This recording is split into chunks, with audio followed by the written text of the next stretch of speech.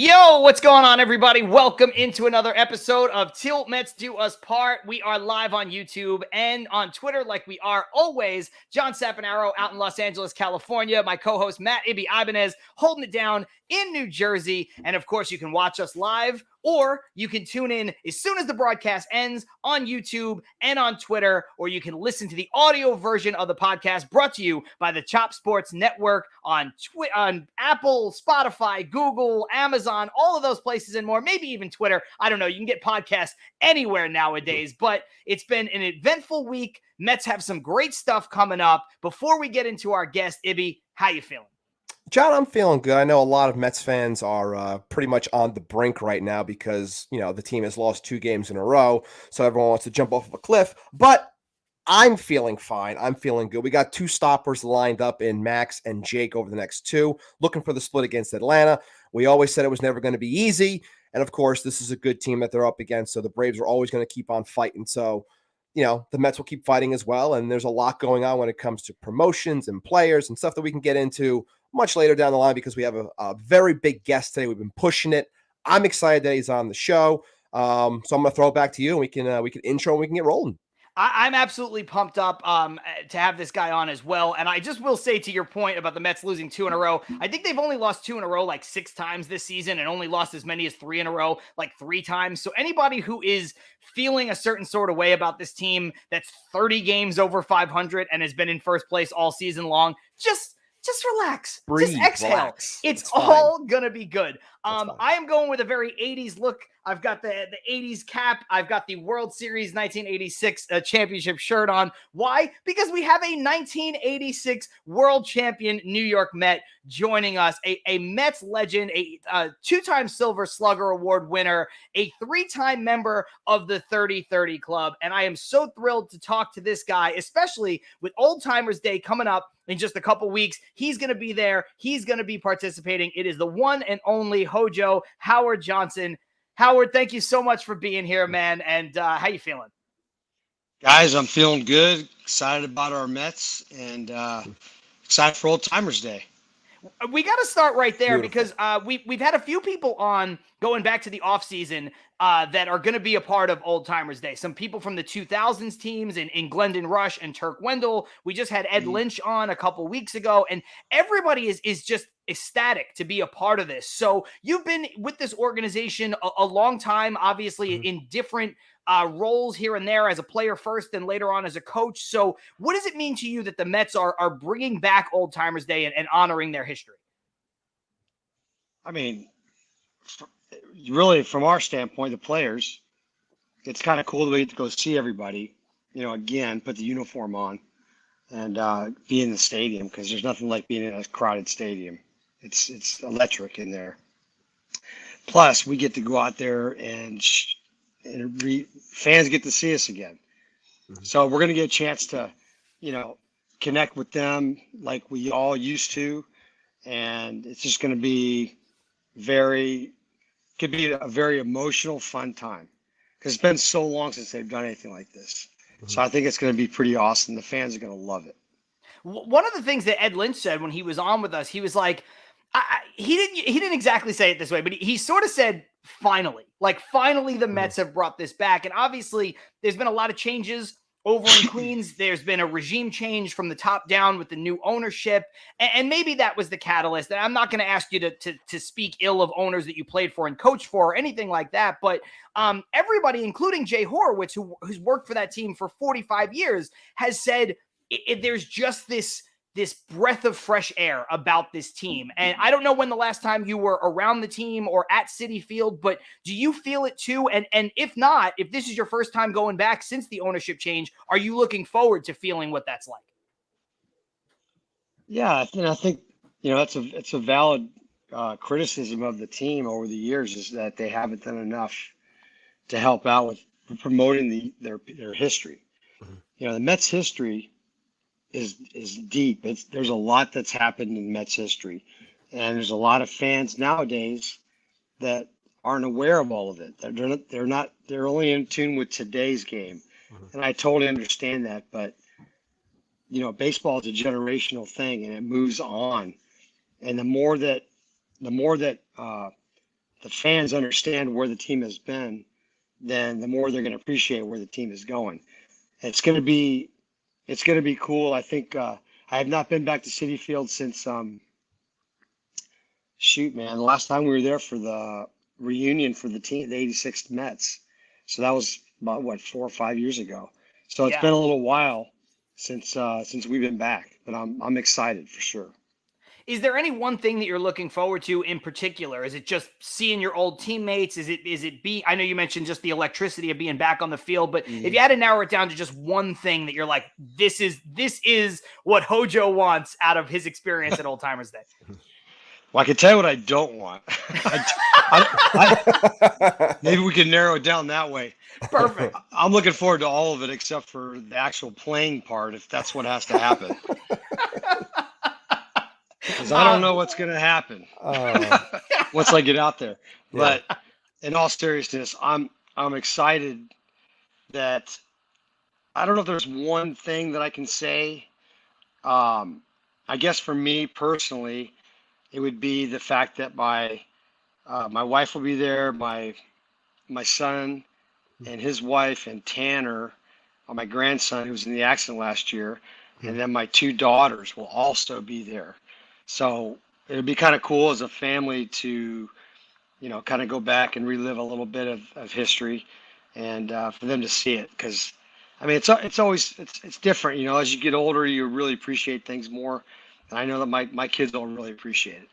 Right. Yeah. And it's funny because, we could joke about, I don't want to get out there and play, but do you do anything like to prepare for it in case you have to play? Stay sharp? When was the last time you've thrown or hit? Like, are you like, I got to ramp up? Yeah.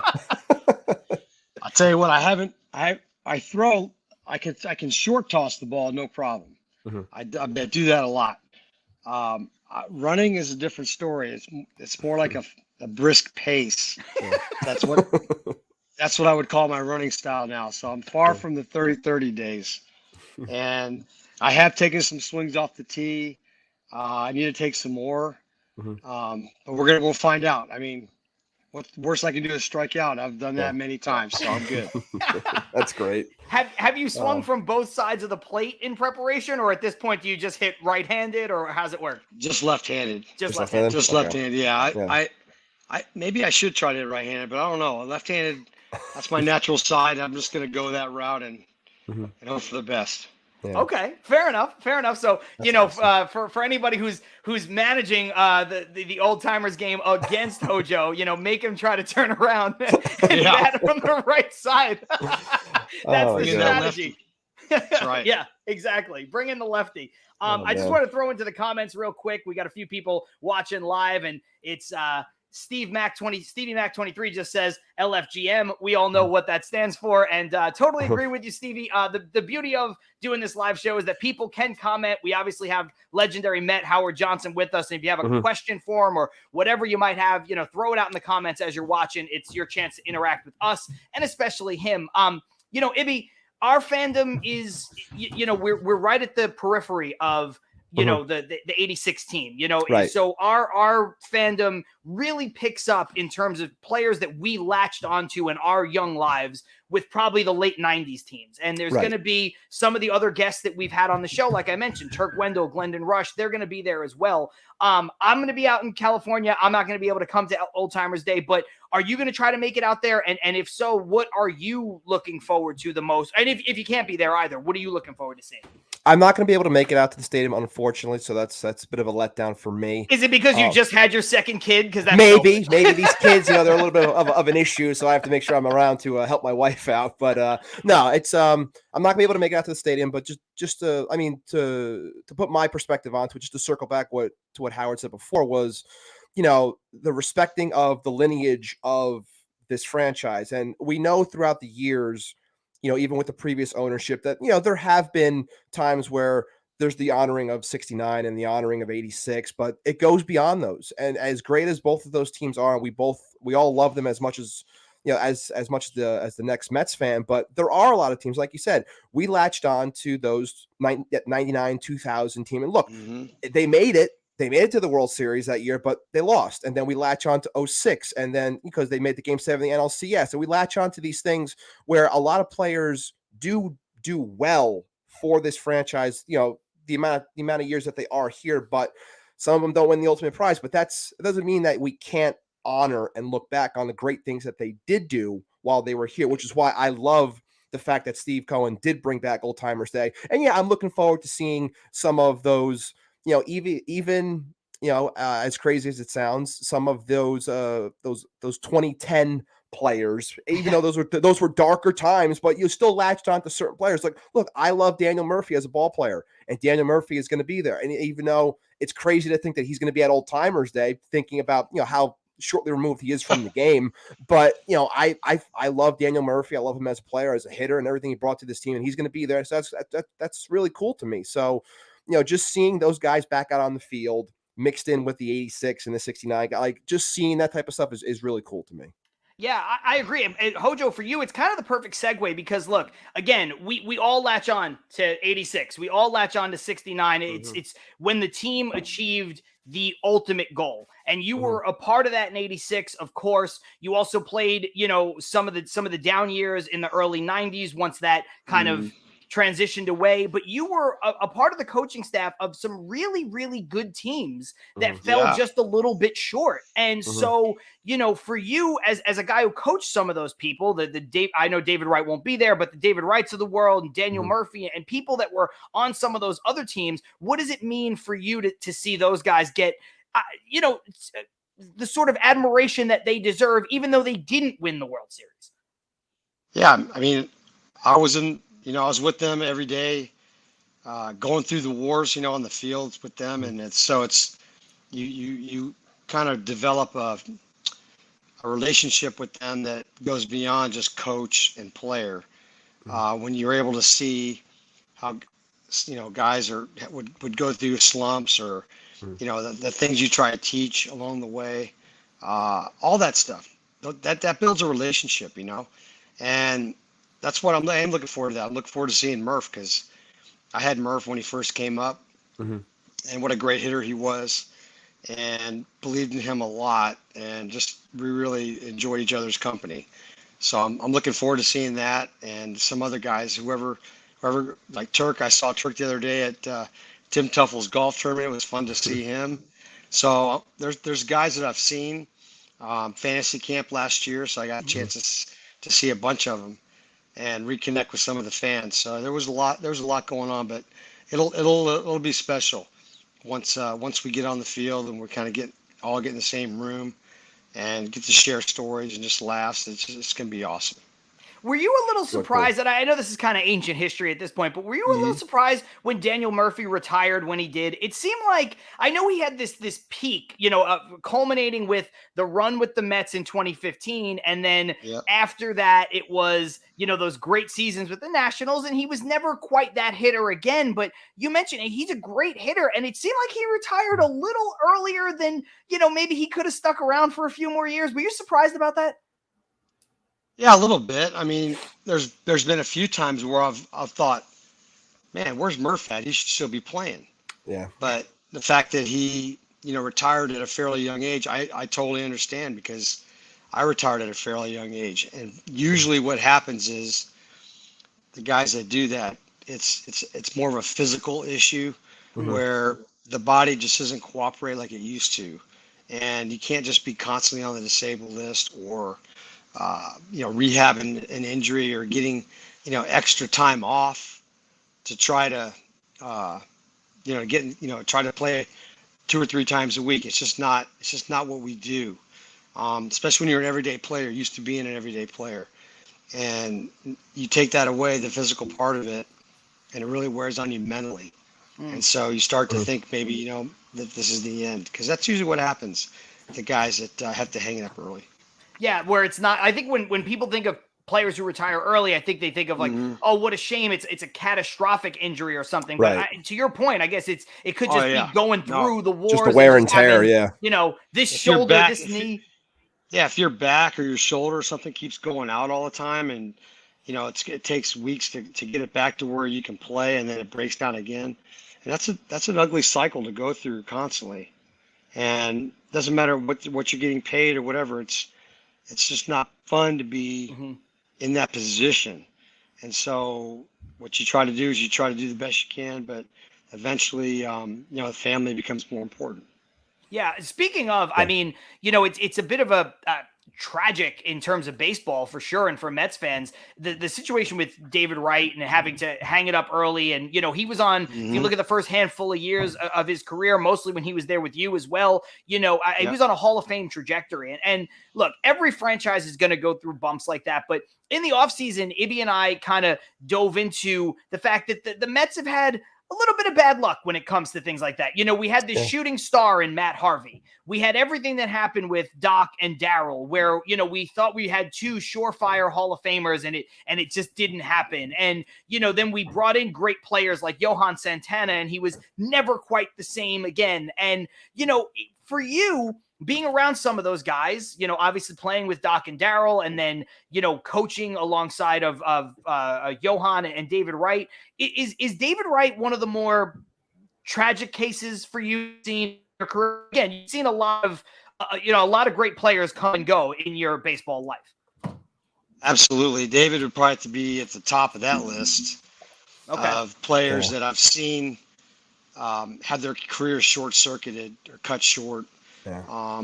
And with his track record to that point was, like you said, Hall of Fame trajectory.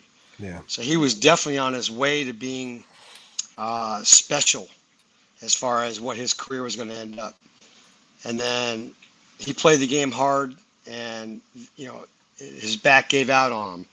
And he's a great example of a guy who had to retire early because of physical issues. Yeah. It's hard to. The game is hard enough when you're healthy. Yeah. To play on a daily basis Every day. with travel and everything, and play at the level that you expect. And then when you throw in the nicks and the cuts and the getting banged up, and then something major pops up like a back or shoulder or a knee or something, those are big issues. Then it sucks the life right out of you. And I think that's what happened with David. And you get to a point where it's so hard to get ready to play a game, a simple 9-inning game. It's hard to get ready. And the time that it takes to do that, it just becomes way more work than fun. And that's a dangerous place to be as a player. Yeah. When it came to, I was just going to hop in real quick, John. Like when it came to thinking of that 2015 team and seeing how David was working his way back, and just the pain that he was going through and the amount of time it would take him to get ready for games and everything. And the fact that he goes out there and he hits that home run in the World Series, and you're like when you look back on it, like to me, at least as a fan, what hurts the most is, even though we knew he was on the track to having basically a shorter career than what we thought he was going to have, like the fact that he didn't get that World Series and he was so close, like for me as a fan, like that's what hurt the most, because I still get chills. Someone posted today on Twitter of that home run and Joe Buck's call, and I was just like, it was an incredible moment. And the fact that he didn't get it there, like that would have been, the cherry on top, if you will, even though it would have been a shorter career, like that would have been very poetic. And the fact that he didn't get it, to me as a fan, is what hurt the most. Yeah. I think that, knowing David like I do, that really wears on him as well. I mean, he knows, he's very much aware of the fans, and in New York, and the fact that he didn't win, the fact that he was getting hurt a lot, he wasn't able to play to the level that people expected from him, what he expected from himself. And so, yeah, he never got that ring. And it's sad because there's a lot of guys out there that were great, great players with other teams, that never got a chance to go to a World Series, or if they did go, they didn't win. So there's a lot of guys with no rings out there that, and David, listen, David made it very clear he wanted to stay with the Mets. He wanted to be a part of the Mets organization. He did not want to go anywhere else to try to go win a ring. He wanted to do it in the orange and the blue, and that's exactly what you want from your leaders. And so it hurts. I know it hurts him, that he wasn't able to get that. And I know a lot of us hurt for him that he wasn't able to get that, but at least he was able to get there and have success and put up a great career still. So we'll have to see what happens. Maybe you never know that he will win a World Series as a manager or coach or something. You just never know in this game. Yeah. Yeah, it's funny because I remember, in David's big years, he would always give a lot of credit to you, when you were the hitting coach, and you guys obviously had a very close relationship. And there's been a lot of talk about, if David Wright would be interested in working for the Mets in that capacity, if he could be a manager, if he could be a coach. And I think certainly he has the baseball IQ and the acumen to do it. Knowing him the way that you know him, though, is that something that you think he would be interested in? Because a lot of players just don't want to. I would say yes, but not right now. Yeah. So some time has to elapse here. There's got to be some years that go by where his family, he's got a very young family right now. So those kids have to grow up and kind of be at a certain age before you can commit to something like that. And your wife's got to commit to it. Your whole family's got to commit. So it's not easy to make that crossover. But I do think that David, at some point, I could definitely see him involved. I don't know if it's manager position or what, but definitely see him involved with the organization to a point where he can help get a world championship here. So I think he'd be great as a manager. I mean, his baseball IQ is off the charts. He's just a tremendous man that a lot of people represent. I mean, they respect him. He represents the organization very well. So he is a perfect guy, in my opinion. Yeah, he always struck me as a great mix, and you could speak to this, but of course better than we can because you coached him, but he always struck me as a great mix of somebody who was incredibly talented. I mean, David Wright had all the gifts of a top flight prospect and really showed it, but he also struck me as somebody who worked really hard. There's those players where baseball Big comes time. so easy to them and it doesn't look like they have to work that hard, or maybe quite frankly, they don't work that hard at it because it's so easy. David struck me as a little bit of both. Yeah, no, No, you're definitely right, and that's how you measure a superstar. If you have ability, there's guys in the big leagues, basically three categories: high ability, high work ethic. Those are your superstars. Then you have your medium ability, high work ethic, and those are your solid everyday players. And then you've got high ability and low work ethic.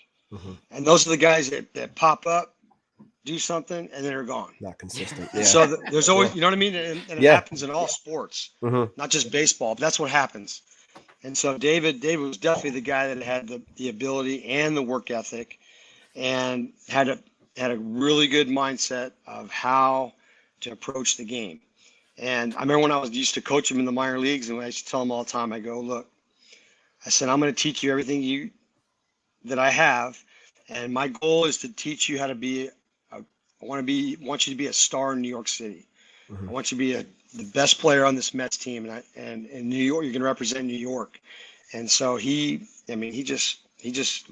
loved it. He just wanted to be considered the best, and yet he also was part of the team, and that's what really good leadership is. It's when your leaders are.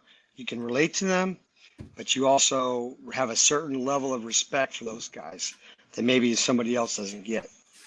Yeah, I think a good segue from the David Wright conversation is, we've talked about the World Series titles and personal accomplishments, of which you have both. You've won 2 World Series. You've also won the Silver Slugger Award 3 times. You've got 30-30 on your resume 3 times. The only people that have it more than you, Barry Bonds, Bobby Bonds, Alfonso Soriano. You've led the league in RBIs, all of that stuff. So you've got both the individual accomplishments and the team accomplishments of the World Series titles. And, the coming out party for David Wright in a lot of ways nationally was when he played for Team USA in the World Baseball Classic. And now we just found out right before we went live for the show, Pete Alonso is going to play for Team USA at the World Baseball Classic. Hojo, obviously that did not exist when you were playing, but would you have played in the World Baseball Classic? I know some guys say it means a lot to them, and other people, again, don't necessarily want to do that. They want to focus on the team aspect and just winning that World Championship. So where would you have fallen in that kind of range, do you think? I probably would have wanted to play because, I mean, I want to represent the United States as well in everything that I do, and to represent my sport on that stage against other countries. Yeah, I mean, who wouldn't want to sign up for that? I think that's just that's a no-brainer for sure for me. Yeah, it's time away from spring training. You got to prepare a little bit differently, but still, though, I mean, it's for the fans. Anytime players can get involved and feel like they're playing for more than just their own team, they're playing for a country, they're playing for different things. That's a good thing. That's a good thing because someone's going to relate to that, and there's going to be a lot of people that never watch baseball. They're going to tune in to watch the Baseball Classic. That's just the way, the World Baseball Classic. It's just the way it goes. Yeah. And so you want to be there to represent those people. Yeah, it's funny. I spoke to Todd Frazier, obviously played third base for the Mets, as did you, as did David Wright, which is kind of the common theme. Is he going to be at Old Timers Day? Not that I'm aware of. I don't think so. Which is kind of a bummer because he should be. I don't think Todd's ready to call himself an old timer. But I talked to him, and obviously he was on the silver medaling Olympic baseball team for Team USA, and he said to me, Ibby, that it was honestly like the biggest accomplishment of his career. He's been an all-star. He led the league in home runs, and he won a home run derby. And repping your country. Yeah, he said that was for him the biggest thing. So, when you look at Pete Alonso playing, everybody always has their opinions, right? People go, this guy shouldn't hit in the home run derby. It's going to mess up his swing. This guy shouldn't play in the World Baseball Classic. It's going to ruin his season. When you look at Alonso from a fan's perspective playing, are you like, yeah, like, let's go get him? Or are you like, okay, like, go do it, rep the country, but also be careful? Like, where I think a lot of fans are very much like what you said, the latter part of that statement, just like, go out there and play, but it's like, be careful, because obviously everyone wants their teams to do well. And when you have a superstar like Pete, who's at the heart of your line, you don't want him to get hurt. But when I first saw that, I got excited because I like the idea of, like, it's one thing when you see certain people go, but when you don't see the best of the best there, I feel like it kind of takes away from the World Baseball Classic. So when I see certain people saying that they're going to go out, they're going to rep their countries, I'm like, this is good. It makes the whole concept that much cooler. So when I saw Pete's going to be playing for the team in 2023, I was like, that's awesome. Like, I picture Pete on that team. Like, I would have been more shocked if he wasn't on the team. And I want to just throw something to Hoja real quick. I know you're not around him or have been around him since he's been up, but from afar, do you feel, because I know he gets his comp a lot, from what you see from a distance and how he carries himself with the media and obviously the production that he puts up, do you see comparisons between Pete Alonso and David Wright? Oh yeah, I mean, I just don't know. I don't know Pete very well. Like I know David. I didn't get to see Pete develop or have a part in that, So with David, I was there front row seat for all of it. So I'm very much aware, and I got a chance to coach. I think we just lost Hojo there for a second. Sorry, we can get him back. He's back. He's back. I'm back. Here I am. He's back. I'm back. Sorry about that. It's okay. To see Pete, he very much has the same type of qualities that D. Wright had when he was with the Mets. And so it would not surprise me one bit to see Pete kind of like work into that level. But it's going to take some time, and he's going to have to continue to do the things he's doing now. As if he does that, he's got a good chance. Yeah, I think for me, it's the, take the on production out of it. He does such a great job, Pete, and so did David, at getting it. You said you taught David how to be a superstar in New York, and it shows. It absolutely showed in the way he played, and the way he carried himself, and the way he talked to the media, and the way he understood what being in New York and playing for the Mets meant. And I see the same thing in Pete. You know, we watch him every day as fans, and you know, it's just whether it's donating his home run derby check to, you know, 9/11 victims' families, or just the way he kind of that's for me where the comps are. It's just that he seems as though, like, if you told me that you had a hand in developing Pete Alonso, I would believe it, because we know how involved you were with David Wright, and it's just they Very seem similar. so similar off the field. They really do. Well, I think there's a selflessness that goes along with being a leader. So when you become that player, that person in the locker room, you know, you're important, but the team is more important in your mind. And Pete has shown and proven so far that he can be that type of leader. And so I think that's what the team is feeding off of right now, is probably him, that he drives that engine. He makes it go. So, and when I watch the Mets play, it always comes down to Pete or Lindor, usually one of those two guys. And so Pete has a connection, you know, with the fans in New York City, and that's, you can't buy that anywhere. You have that just happens. And that's something that Pete does have. And so he's done a great job. I give him a lot of credit. He and I have a lot of commonality as far as both from Florida, both, you know, he went to the UF, he went to the University of Florida. You know, my youngest daughter, my dad, and my money went there. And we're also both Bucks fans, so we got a lot in common. And we both were number 20, so that's even better. So yeah, are you looking forward to? Have you met him before? No. Oh, okay. So Yeah, Old so Timers Day might be your chance to meet him. Yeah. I'm looking forward to it. 100%. Yeah, absolutely. That's awesome. That's incredible. I wasn't sure if you had, but I guess you said you haven't been back since 2016. So, you know, your chances of running in would have to be somewhere else and not at the ballpark.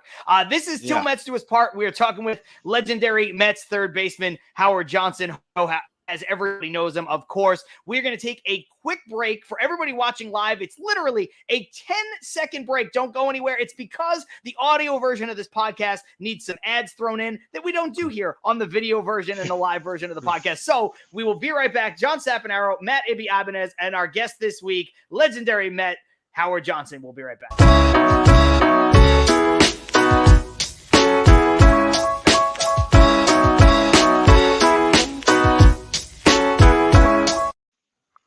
Yo, what's going on, everybody? I told you, 10 seconds, and we are back. Till Mets Do Us Part. John Sapanaro, Matt Ibanez, our guest this week, Howard Johnson. And Howard, I know, again, we kind of went into the break saying that you haven't been at Citi Field in a few years, and you're looking forward to getting back, and you're not involved in the day-to-day with this team as you were, you know, a little over 10 years ago. But one of the things that's been kind of strange that Ibby and I talk about on this show all the time, we sort of talked about it in the open before we introduced you, is Met fans, a certain group of Met fans lacking patience and not understanding that, hey, every loss, the sky isn't falling. And every Ebbs and little flows bump along the way, like, I know that the whole cliche is that the season is 162 games. It's a marathon, not a sprint. It's a war of attrition.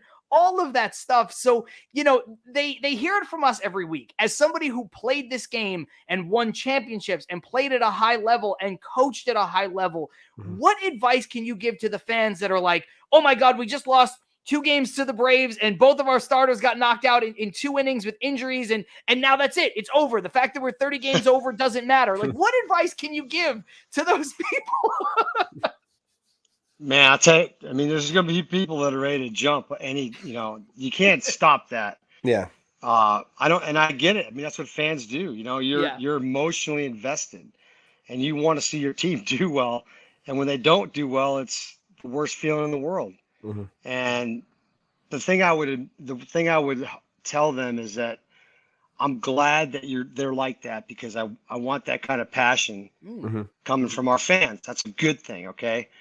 But you also have to look at the bigger picture and also assume that Atlanta is good. I mean, you have to know that they're a good team. Good team, man. They are not going to just disappear. I mean, even when the Mets handled them last week or whatever in New York, right? Yeah. That's that's okay. That's great, but that's not the season. There's a lot of baseball to be played, Hmm. and Atlanta is not going to give up. And so it's kind of good that these guys get pushed a little bit during the season because it's going to help them when it comes time to play the Dodgers of the world, St. Louis, whoever. They're gonna get pushed, and so you have to understand and learn how to push back, and that's what these guys are learning right now, and that's a good thing. So when it does get tight, nothing wrong with that. If it's super easy, and when trouble comes, they're not gonna know how to handle it. But when they're pushed to a level where hey, this team could overtake us or whatever. Hmm. Now it changes the game a little bit, and it's going to make these guys better. That's a great way Yeah. to put it, Ibby. That's fantastic. Yeah. And I was going to use that real quick as a jumping point to just ask this question. Obviously, Howard, you played the majority of your career in New York, but you had stops in other places along the way as well. And talking about how you just said how the New York fan is extremely passionate. That's always been the case to when you played to now. They're hungry. They want to win. What is it like? I want to phrase it properly. Just the comps and difference when it comes to how you carried yourself, the media, the pressure of feeling it from the fans or whatever, in comparison to those other places when in comparison to New York as well. Like, how is there this giant difference in terms of you playing on the field every day? Well, I think it doesn't really impact the way I play in the field, but something you're aware of is the media. There's a lot of media in New York City, and that's just a reality. And so no one's going to deny that, and it's part of the equation. You have to take that into account. The one thing I did like a lot, I love the media too, but I'm just saying what I did really like was the fact that the fans are very knowledgeable about the game. So they were there to cheer or boo you because they want their team to win. They want you to do well. And when you don't do well, you give them a reason to boo, they're going to boo. And guess what? That's okay. At first, maybe it's something you don't want to have to go through. Nobody says, "Oh yeah, just go ahead. I want you guys to boo me all the time." No one. Nobody wants that. Nobody. No. Yeah, nobody wants that. So when you experience that, you're like, okay, well, I got two either. Oh, we lost Hojo again there He'll for be a back. second. He'll be back. He'll be back. His everybody's watching live sees what happened. There we go. He is back. Every time you're about to hit on like a really profound point. Yeah, so I can remember where I was.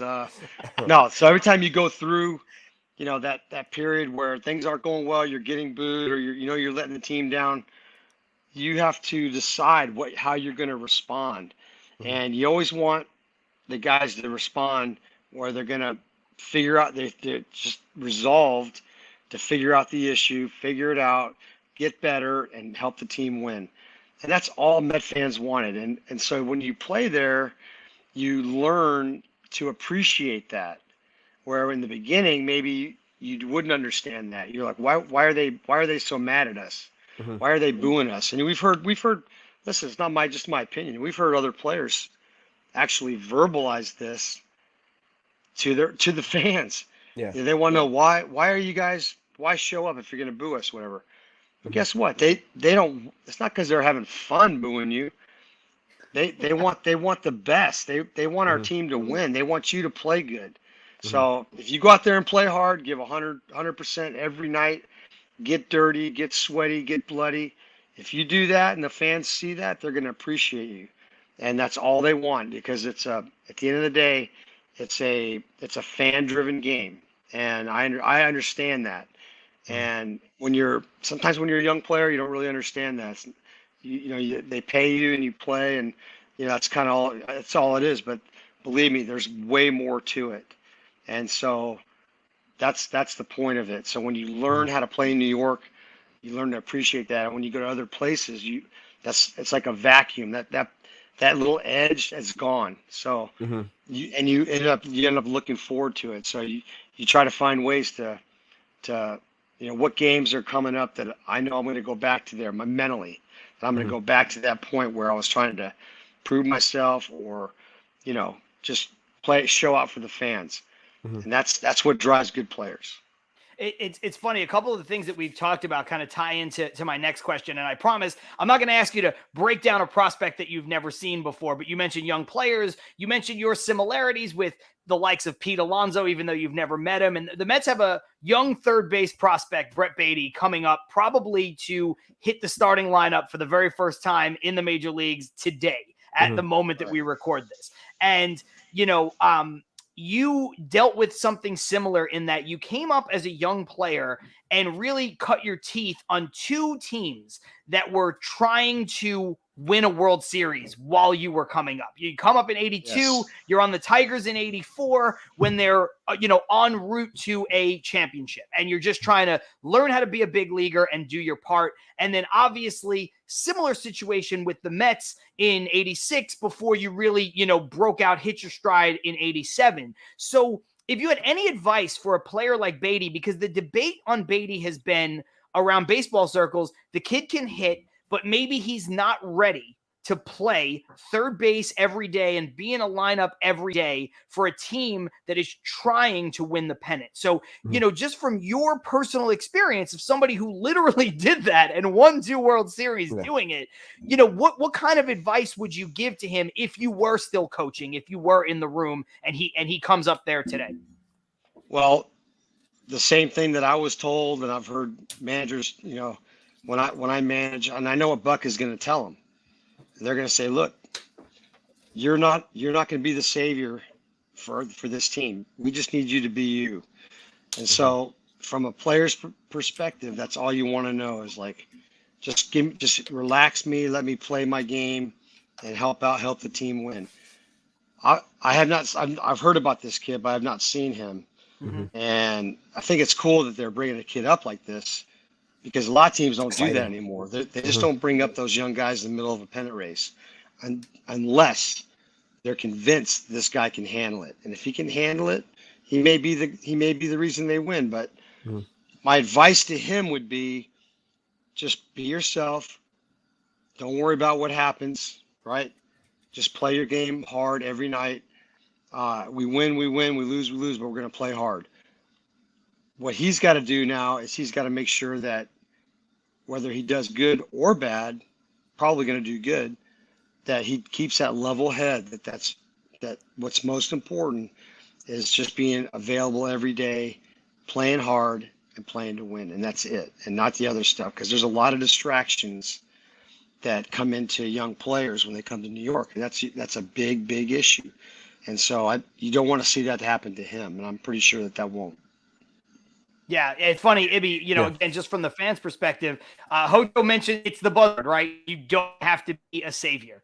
Right. Don't worry about being a savior. And that's what some fans are going to expect. That's what they're going to want to see. But, what are you excited about, seeing Brett Baty? I haven't seen the lineup yet. I'm not sure if he's playing, but he probably will be. If probably is, yeah. Up, and when the option is, no disrespect, Devin Marrero, I think you go with the number 2 prospect in your organization. So, right. At least most times. So, what are you excited about seeing with Brett Baty? Just seeing when you look at, I know you can't just carry over minor league numbers and expect him to produce that at the major league level. There's always going to be, a learning curve, but seeing the numbers that he's put up between AA and AAA, and the fact that he was dominating AAA, even though it was only for a week, he was still putting up monster numbers and just interjecting that youth and that excitement. It's always a fun thing to see. And I think New York fans always love seeing their prospects come up and they want them to succeed, because I always feel like the New York Met fan has this kinship with the prospect because they love the idea of homegrown Mets and guys coming through the system and being stars or whatever. But like Hojo said, and I guarantee you Buck said, and I think Nimmo said it yesterday as well, you're not expected to be a savior. Like, I know a lot of people to this point are comping the numbers and the situation to 2015 with Michael Conforto. Now the main difference there is when Conforto came up, and he was awesome when he did come up, the difference there is Conforto had to be a presence because that offense needed a legit jolt to it.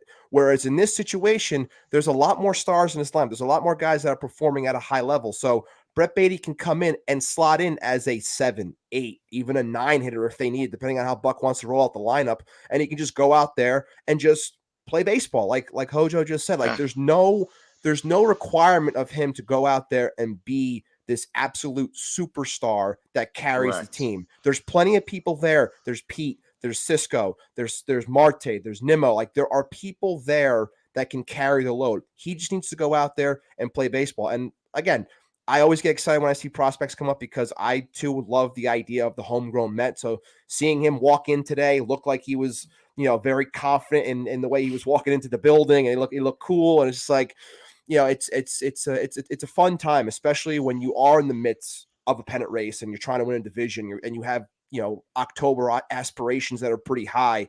Seeing someone come in like that, you want to see what he can do. So yeah, I'm pretty excited about it.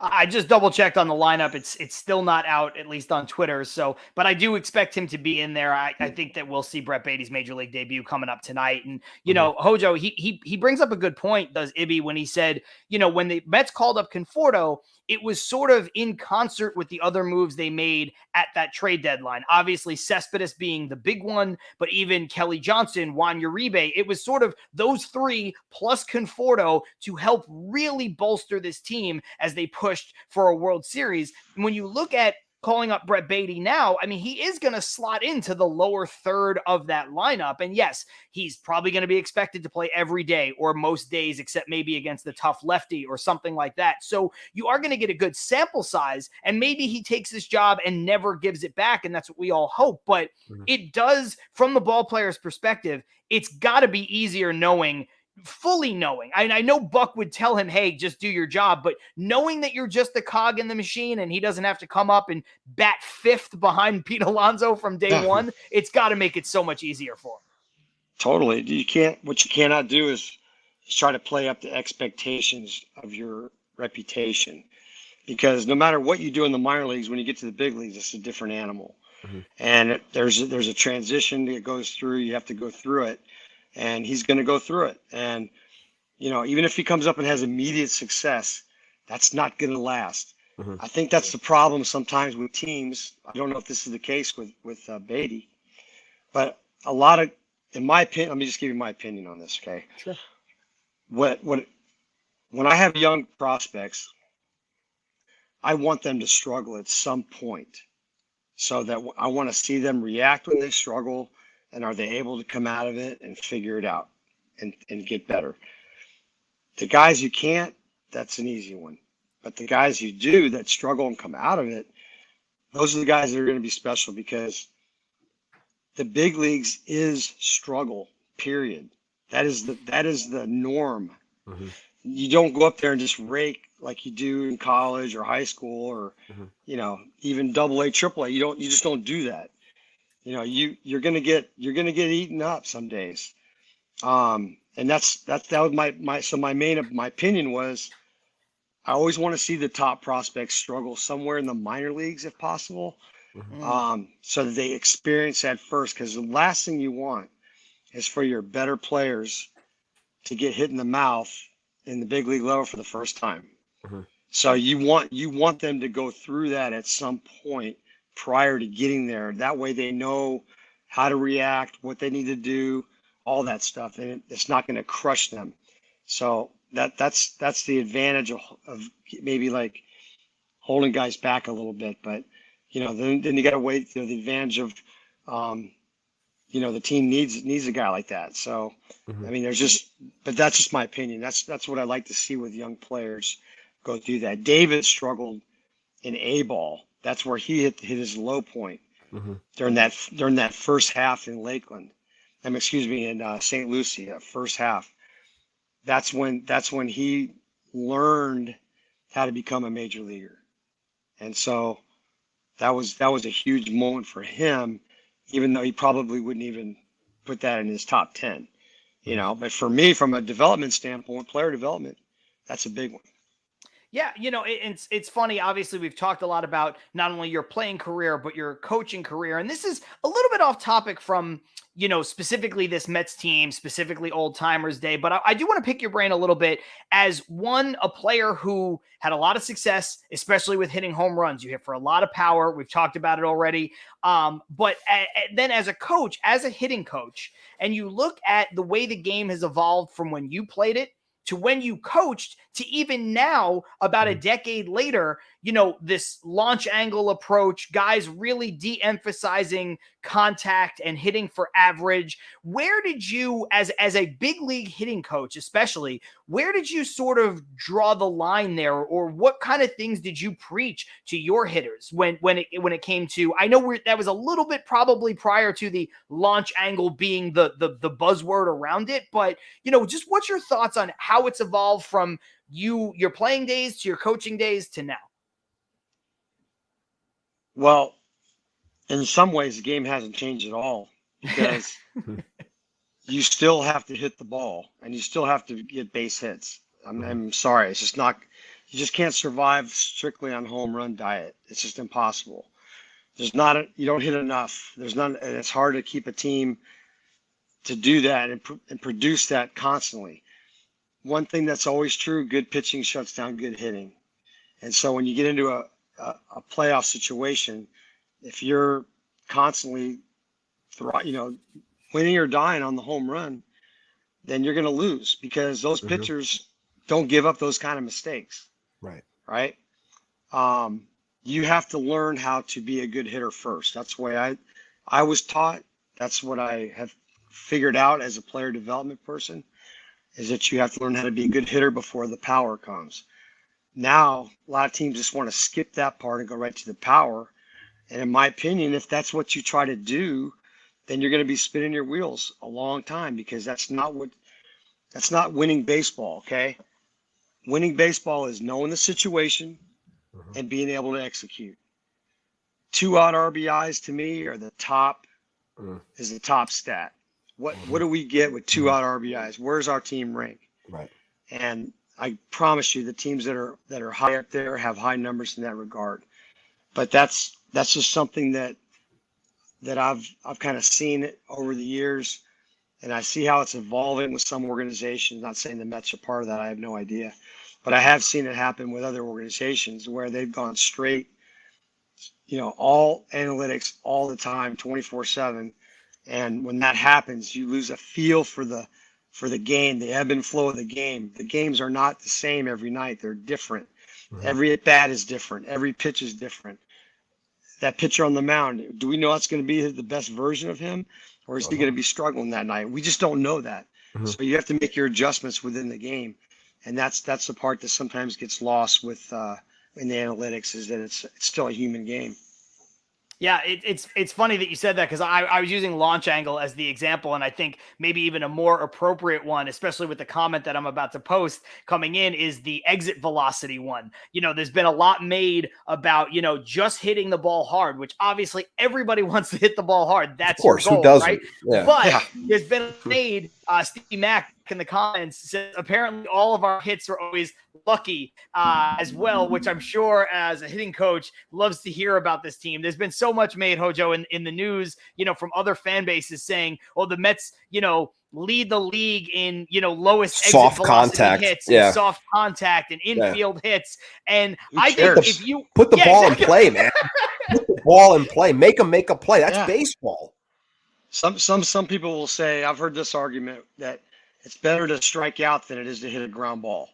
And I'm thinking, a strikeout is 100% an out.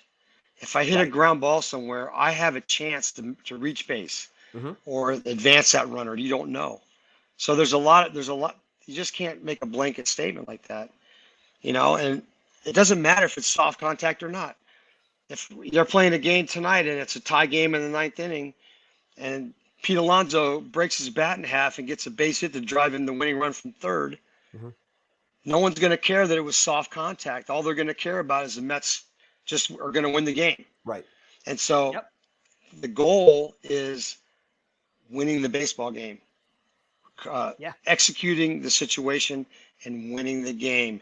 After that, we can go through the stats and look at everything and see how bad we were or how good we were. But at the end of the day, it's all about wins and losses. That's the one stat that always is popular. Wins. Get the W. Yes. Yeah, it's Yes. funny because two of the biggest examples I could think of what you just said. One happened when you were in the building, which is of course the ground ball that gets through Bill Buckner and Yeah, leads there you go. you guys winning the World Series. Yeah. Essentially, I know you won it the next night, but you know what I mean. And the other Yeah. one, and maybe this is just my New York centric brain, but the other one is the greatest close history of baseball. Mariano Rivera throws the perfect pitch to saw off Luis Gonzalez in that World Series versus There you go. Arizona. And what did he do? He dunked it over the second baseman's head, and they won the World Series. Yeah. Yeah, what do Two you want balls, not hit Yeah. hard at all. What do you want Gonzo to do? Is like not take that hit? Right. I mean, Mariano made a good pitch, but Gonzo had a better at bat. Bottom Put the line, they ball can in say it's play. lucky all they want, but it's Yeah. he was a tough out in that situation. He knew what he had to do. That's how you teach winning baseball. It's not, do I have all my guys? Can all my guys hit 50 home runs? That's not going to do it. Yeah, Yeah, and one thing I had been saying since the start, since Buck got hired, I and what we saw in the beginning of the season and what we've seen to this point is, as simple as this sounds, I keep on saying it, that Buck brought back baseball to the Mets. And just when I say that, it's just like, it's not so much just walk, strike out, like or home run. It became hit and run. It became stealing a base. It became bunting the ball. It became moving a Yeah. guy over. Like, it became a lot more fun for me as a, you know, as someone who loves the game itself, and just seeing that how this team operates, which is why it gives me excitement, and it gives me this sense of feeling confident when it comes to, you know, this team potentially playing in October, with what you just said before, Hojo. And that's, you know, if you live and die by the home run, you're not going to win when it counts, because better pitching is going to beat you. Whereas you look at this Mets team, I still think I think they're inside the top 10 when it comes to home runs, but you wouldn't really think it if you watch this team on an everyday basis, because they're always just, you know, they'll single you to death. They're working the pitchers. They'll move a guy over. They're scoring runs. They're just putting that quarter in the merry-go-round. And that's why I feel confident as a fan, because it's not so dependent on that one thing, which is why I think they are well-versed for playing in those colder months as well. Yeah, you have to figure out how to win games multiple ways, and that's one of them.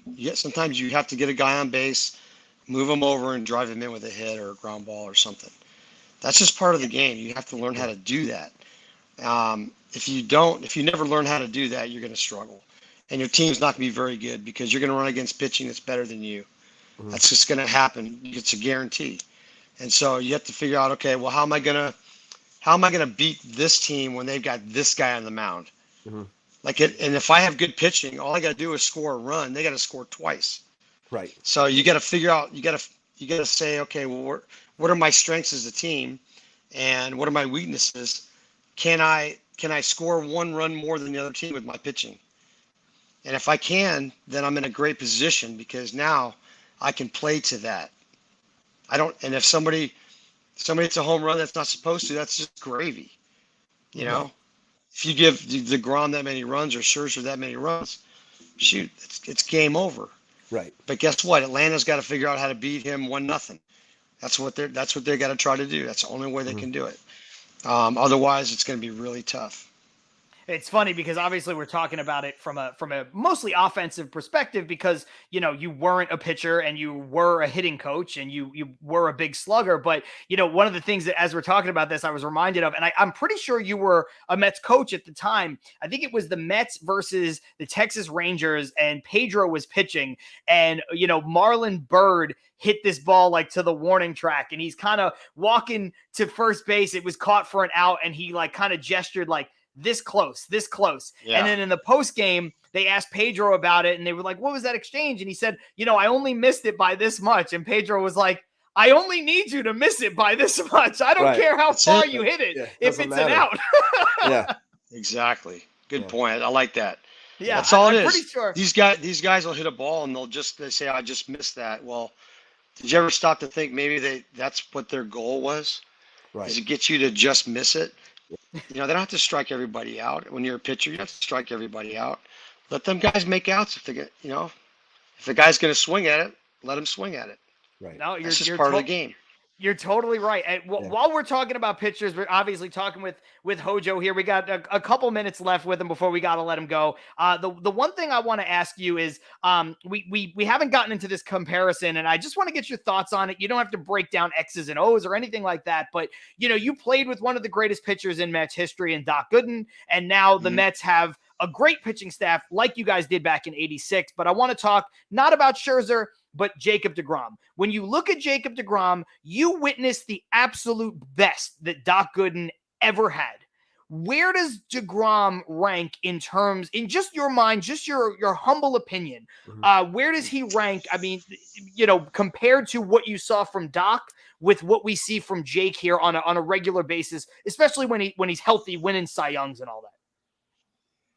Tough comparison, to be honest with you, because they are different style of pitcher. Like their repertoire is a little bit different. So it's hard to judge, say, okay, well, this guy, is he as good as this guy? I would say that when you watch deGrom and when he's on, which is most of the time, he's pretty unhittable. And I would say that's the way Dwight Gooden was when he pitched. When he was on, he was almost unhittable. I mean, hitters didn't want to face Doc. A lot of hitters, good hitters, Hall of Fame guys, did not want any part of Doc on the mound. And with deGrom, you see the same thing. There's great hitters that don't want any part of him, but they're just different styles. So it's hard to make a comparison, other than the fact that they both win and they're both dominant. Right. Yeah. It's about the that's only way fair. I can make. That's fair. Yeah. Yeah. I didn't want you to, obviously you're in all of your time in baseball, you breaking down pitching from that perspective isn't, necessarily your thing. So I didn't want to put you on the spot with that. It's just, okay. watching this guy and watching Doc and, just the rich history of specifically pitching that the Mets have always had going back to the days of Seaver and Koosman and just seeing what we have now with deGrom and Scherzer. I mean, we've just always been so blessed. Your team was blessed in the 80s and largely even in bad years. I mean, we had R.A. Dickey win a Cy Young when it was the only thing going for us. Yeah. So, tough to win without good pitching. Exactly. So we've always had at least that and one you need guy. And you need a lot of it. There's really no limit to how many starters you can have. If you can stockpile 10, you do it. Just the way it goes. We said in the offseason, yep. And we're seeing that now. Hojo, listen, I hope that you had an absolute blast doing this. We had a blast having you on. And before we let you get out of here, Ibby, I just want to ask you if you have anything that you didn't get the chance to ask Hojo before we wrap up the episode. Nothing I have to ask, but should we show them what we're gonna do for the show? Yes, we gotta show them. Yeah, I didn't mention this to you because I kind of forgot. But one of the reasons why we talked about it, Old Timers Day coming up in a couple weeks. That's why we wanted to have you on. We wanted to talk to you about the experience of that plus everything else. But we have this giveaway. Every once in a while, we do a giveaway to our loyal followers on Twitter, and we were hoping that we could have you on in conjunction with it because Ibby, you can hold up what we're giving away. It is an autographed Howard Johnson jersey that we are going to give 30 away. years inscribed as well. Got the 30 years written. Very cool. So cool. Howard didn't know about it. He didn't necessarily sign it for us. It was something that we acquired, and we said, hey, it would be a great way that we could put all of this together by having you on the show. So thank you at some point, Howard, for signing that jersey so that we could get it and give it away. I really appreciate that. You got it. My pleasure. I'm glad to do it. So just again, thank you so much for thank you being so much, here. Hojo. And we'll put out the rules for the giveaway on our Twitter account. If you're watching us live, you probably already follow us there. It's at Till Mets Do Us Part. But this has been such an unbelievably great baseball conversation with, somebody who really is at the forefront of Mets history. When we opened up things here today, we talked about how the Mets are celebrating that and they are embracing it. And yes, they've always embraced the 86 team. They've always embraced you guys. But, Hojo, it's great that you can be back here at Citi Field, seeing your old teammates and being a part of this organization where, quite frankly, you belong. And it's so great to hear you and guys like Turk Wendell and Glendon Rush and Ed Lynch and Todd Frazier, even newer ball players, talk about what their experience has meant to them and their playing career with the Mets. Because I can tell you from just two fans who have a podcast, we truly we echo everything that you've ever said. We love this team, and you know that we bleed orange and blue. So thank you so much for being here and doing this. Pleasure, guys. Thank you. I had a good time. Y'all did a good job, man. I liked it. I'll do it again sometime. Thank you so much. Thank you so much. I was going to ask you that, but I didn't want to put you on the spot. Thank you so much. We would love to have you on again. So, maybe ladies a playoff and gentlemen, show. Yeah, Ooh, I'd like that. We can do like that. Ladies and gentlemen, the one and only Howard Johnson, Hojo, as everybody knows him. This is John Sapanaro, Matt Ibanez. This has been Till Mets Do Us Part, and we will see you next week. Peace.